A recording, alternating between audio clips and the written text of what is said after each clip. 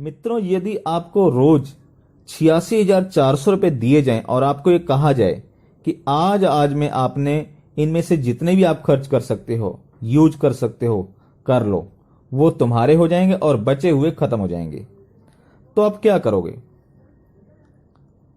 मुझे लगता है कि आप कोशिश करोगे उन रुपयों को ज्यादा से ज्यादा यूज करने की और उनसे ज्यादा से ज्यादा आप लाभ लेना चाहोगे।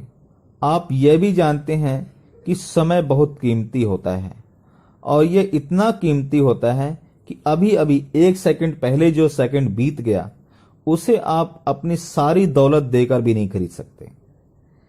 मित्रों, हम सभी को ईश्वर के द्वारा प्रतिदिन 86,400 सेकंड मिलते हैं, यानी कि डेली ब्रह्म मुहूर्त यानी सुबह 4 बजे हमारे अकाउंट में 86,400 सेकंड जोड़ दिए जाते हैं, जो अगले दिन सुबह 3:59 तक हमारे पास ही रहते हैं और फिर 4 बजे दोबारा से हमें फिर से 86,400 सेकंड अगले मिल जाते हैं।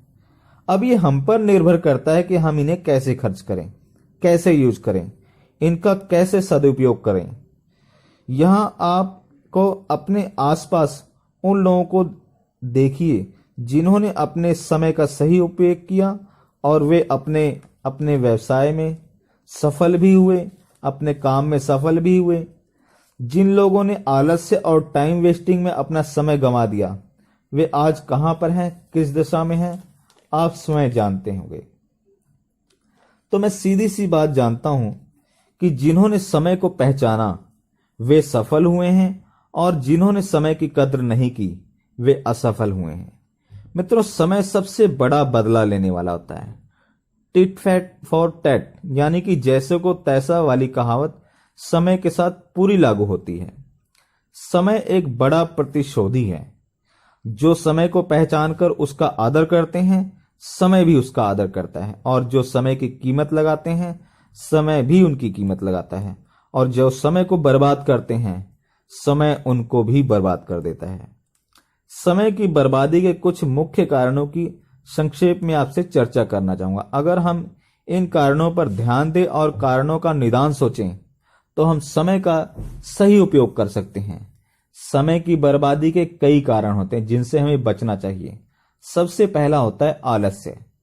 मित्रों, आलस्य समय को बर्बाद करने का एक मुख्य कारण होता है। अच्छा हो जाएगा, हड़बड़ी क्या है, मैं बाद में देख लूंगा, अभी थोड़ा आराम कर लूं, बारिश में कहां जाऊंगा, कौन मिलेगा।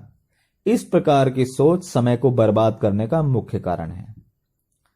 सुबह में नींद खुल गई है फिर भी बिस्तर पर लेटे हुए हैं, आलस से उठने ही नहीं दे रहा है। आराम किसे नहीं अच्छा लगता। कभी कभी तो पत्नी आलस में भी साथ देती है और वह भी उठने के लिए कहती है तो हम उसे भी आलसी बनने की सलाह देते रहते हैं, तुम भी सोती रहो। एक कप चाय पी, सोचा चाय पीकर उठ जाऊंगा, मन में थोड़ा सा आया थोड़ा और आराम कर लूं, आधा घंटा और सही, आधे घंटे बाद फिर एक कप चाय पिए, और इस तरह बिस्तर पर बैठे बैठे हम काफी समय बर्बाद कर देते हैं। जाड़ा है तो आलस्य, कड़ी धूप है तो आलस्य, बरसात में तो आलस्य होना ही है। मित्रों, समय को पहचानने वाले किसी भी मौसम की चिंता नहीं करते। उनके सामने एक ही लक्ष्य होता है, अपना काम, हमें इसे निपटाना है। मैं तो प्रतिकूल मौसम में घर से जरूर निकल जाता हूं बीमा करने। उस समय मैं सोचता हूं कि मौसम बहुत खराब है, निकलना थोड़ा कष्टदायक भी है, लेकिन मैं जिससे मिलने जा रहा हूं वह तो एकदम आलसी, वह तो घर में ही बैठा होगा, निकलेगा ही नहीं, मुलाकात तो जरूर होगी। फिर इस मौसम में उसे कोई डिस्टर्ब करने वाला भी नहीं होगा और वह मेरी बातें शांतिपूर्वक सुनेगा और आसानी से मानेगा भी। यह सोच हमें खराब या प्रतिकूल मौसम में भी बाहर निकल जाने को प्रेरित करती है और हम समय का सही उपयोग कर पाते हैं। मित्रों, गपशप की आदत भी समय की बर्बादी का बड़ा कारण है। 2-4 लोग एक जगह मिल गए, गप्पों का सिलसिला चालू हो गया। गप करते हुए कब घंटों बीत जाते हैं समय का पता ही नहीं चलता। एक जगह बैठकर गप लड़ाने वाले मित्र किसी भी समय कहीं भी मिल सकते हैं। इन गप्पों में कुछ हासिल तो होता नहीं है, निरर्थक बातें ही सुनने को मिलती हैं। बोलने वाला मिर्च मसाले लगा के बोलता है और सुनने वाले मजे लेते हैं। मैं अपनी शाखा के कार्यालय में देखता हूं, हमारे 4 एजेंट भाई एक जगह इकट्ठे होकर बैठ गए, चाय मंगा ली और कभी कुछ और मंगा ली, स्नैक्स वगैरह, और गप्पों का सिलसिला चालू हो गया। कभी शाखा की बुराइयां, तो कभी क्रिकेट मैच, तो कभी किसी के व्यक्तिगत अनुभव, किसी की यात्रा का वर्णन, यानी किसी भी टॉपिक पर घंटों बोलने वाले मिल जाते हैं हमें। एक मजेदार बात और है कि अगर किसी मीटिंग में उन्हें कुछ बोलने के लिए कहा जाए तो उनकी नानी याद आती है। माइक हाथ में लेते ही हाथ पांव कांपने लगते हैं, लेकिन दोस्तों से गप लड़ाने में बिना समय के सोचे, बिना किसी ज्ञान के भी वे बोल लेते हैं। उसमें बड़ी अच्छी आवाज भी निकलती है। बोलते बोलते एकाएक किसी की नजर घड़ी पर पड़ती है तो पता चलता, ओहो 3-4 घंटे बीत गए, पता ही नहीं चला। मित्रों, ऐसे लोगों को भी जरा समझ नहीं आता कि इनकी असफलता का कारण वे खुद हैं। समझदार या समय का सही इस्तेमाल करने वाले कभी भी इन निरर्थक बातों में अपना समय गंवाना पसंद नहीं करते। जो लोग इन लोगों के साथ गपशप में साथ नहीं देता, उनकी तो ये ढेरों आलोचना करते हैं। घमंडी है, अपने आप को बड़ा समझता है, बात करना ही नहीं चाहता। और जो लोग समय का महत्व देते हैं, वह इनकी आलोचनाओं की कोई परवाह नहीं करते। वे सिर्फ मुस्कुराकर हाय हेलो कहकर अपने काम में निकल जाते हैं। अतः मित्रों, समय की कीमत को समझें और हमेशा गसिप या निरर्थक गपशप की प्रवृत्ति से बचें। यह समय की बर्बादी से बचने का एक बहुत बड़ा आसान तरीका है। हालांकि गपशप किसे अच्छी नहीं लगती, समय भी आसानी से कटता है, लेकिन मैं समझता हूं कि जो अच्छा लगता है वह समय को ही बर्बाद कर देता है, और खोया हुआ समय कभी भी हमें दोबारा नहीं मिलता। मित्रों, टालने की आदत भी समय को बर्बाद करती है। टालने की आदत सिर्फ समय को ही नहीं बर्बाद करती, बल्कि लोगों के साथ रिश्ते को भी बर्बाद करती है। मेरे इतने समय का अनुभव कहता है कि जो भी काम अभी हम कम पैसों में, कम समय देकर अपनी कम परेशानियों में निपटा सकते हैं, वही काम टाल देने से कुछ समय बाद ज्यादा पैसे लगते हैं, ज्यादा समय और ज्यादा परेशानियां भी मिलती हैं। ऐसा कई बार हुआ है कि पॉलिसी का प्रीमियम आया हुआ है, लेट फाइन लगा हुआ है, और ग्राहक ने तो लेट फाइन भेजा नहीं है, चेक पड़ा रह गया।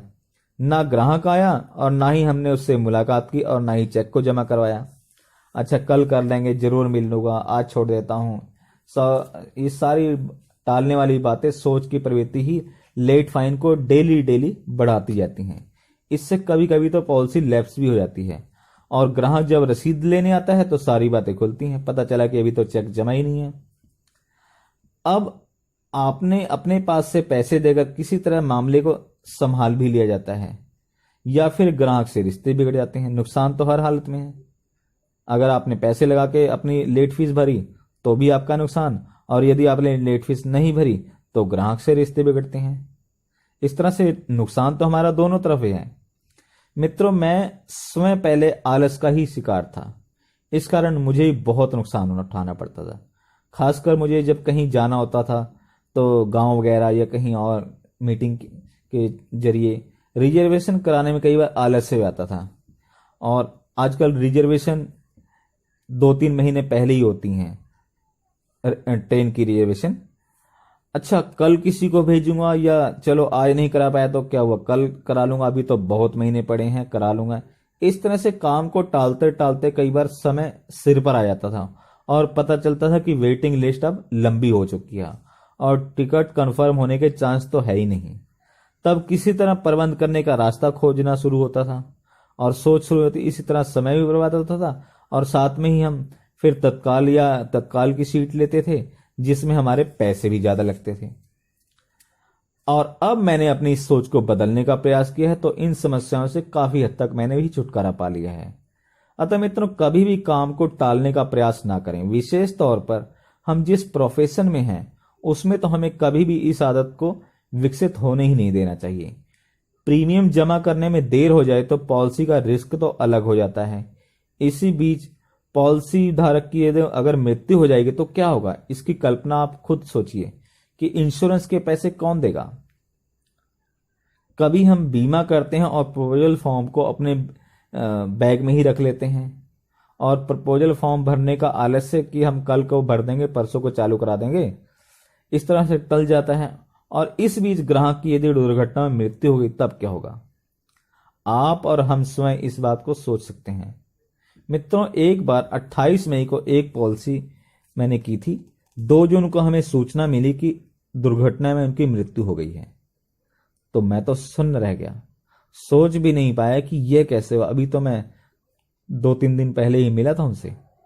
लेकिन भगवान की यह बड़ी कृपा थी कि हमने नियमित काम करने की आदत के कारण ही उस प्रपोजल को ब्रांच में भेज भी दिया था और उसका नंबर भी लग गया था और वो एडजस्ट भी हो गया था और रसीद भी हमारे पास आ चुकी थी। 1 तारीख को हमारे पास रसीद आ गई थी और 2 तारीख को दुर्घटना में मृत्यु हो गई थी। मित्रों, जब मैंने उस विधवा को 6 लाख का चेक दिया था तो वहां आए हुए हर व्यक्ति ने यही कहा था कि सर, हम सोच भी नहीं सकते थे कि आप अपने काम में इतने तेज हैं। अगर किसी भी कारण इस केस में विलंब हो जाता, लेट हो जाता, कागज जमा नहीं होते, तो मित्रों मेरा क्या हाल होता? मैं उस विधवा को, उनके बच्चों को क्या मुंह दिखाता? मित्रों, यह भी सत्य है कि आज मनोरंजन के साधनों में शायद टीवी का स्थान सर्वोपरि है। इस टेलीविजन ने सारी दुनिया को एक डब्बे में समेट लिया है। विशेष तौर पर अगर केबल लगा हुआ है तो इसका रूप ही बदल जाता है। अब तो शायद ही कोई घर ऐसा होगा जहां केबल का प्रचलन ना हो। विशेषकर शहरों में तो यह करीब करीब हर घर में अपनी अपनी जगह बना ही चुका है। मित्रों, टेलीविजन पर आने वाले चैनलों की संख्या और 24 घंटे चलते रहने प्रोग्रामें जहां दुनिया के मनोरंजन के प्रचुर साधन दिए हैं, वहीं दूसरी तरफ हमारे समय को बुरी तरह बर्बाद भी करवाया है। आज इतने तरह के प्रोग्राम आते हैं कि गिनती करना मुश्किल है। बस एक बार टेलीविजन के सामने हाथ में रिमोट लेकर बैठ गए तो समय की बर्बादी शुरू हो गई। विभिन्न प्रोग्रामों में मन इतना रम जाता है कि टीवी छोड़कर हटने की इच्छा ही नहीं होती और उसके बाद समय बर्बाद होने बीतने का सिलसिला शुरू हो जाता है। मित्रों, प्रोग्राम में मन रम जाए तो फिर समय कैसे भागता है कहने की जरूरत नहीं। मैं समझता हूं कि इसका अनुभव हम सबको है। घंटों बीत जाते हैं लेकिन टीवी के सामने से हटने का मन नहीं करता। मैं पूछता हूं आपसे कि दुनिया किसको पहचानती है? टेलीविजन देखने वालों को या टेलीविजन के अंदर आने वालों को? जाहिर है कि टेलीविजन के अंदर आने वालों को ही दुनिया पहचानती है। अगर हम जीवन में कुछ करके, कुछ बन के टेलीविजन के अंदर आना चाहते हैं तो बाहर से टेलीविजन देखना बंद करना होगा। मित्रों, ध्यान से सुनिएगा, अगर हम जीवन में कुछ करके, कुछ बन के टेलीविजन के अंदर आना चाहते हैं तो बाहर से टेलीविजन देखना कम करना होगा। मित्रों, आज के समय में टेलीविजन सबसे ज्यादा समय को बर्बाद करता है। यह एक नशे का रूप ले चुका है। दृढ़ निश्चय ही इस नशे को छुड़ा सकता है। मित्रों, मैंने टीवी देखने का समय निश्चित किया। मैं रात को सोने से पहले मात्र 30-40 मिनट ही टीवी देखता हूं। मैंने कभी भी इससे ज्यादा देखने की कोशिश ही नहीं की। मैं जब लोगों को घंटों, पूरा दिन मैच या किसी अन्य प्रोग्राम को देखते हुए देखता हूं तो मुझे बड़ा अफसोस होता है कि इनकी नजर में समय का महत्व क्यों नहीं है। किसी ने ठीक ही कहा है, an inch of gold will not buy an inch of time. मित्रों, 1 इंच सोना का टुकड़ा, उससे हम 1 इंच समय को नहीं खरीद सकते। अतः मित्रों, समय को पहचानें और मेहनत करें, समय बर्बाद ना करें। मेहनत करके कुछ इतिहास बना डालें। इतिहास बनाने वाले टेलीविजन नहीं देखते बल्कि टेलीविजन के अंदर जाते हैं। दुनिया उनको देखती है। इसलिए समय को पहचानें और समय की कद्र करें। मित्रों, आज की इस वीडियो में इतना ही। कल फिर मिलेंगे किसी नई वीडियो में नई जानकारी के साथ। तब तक के लिए धन्यवाद। जय हिंद।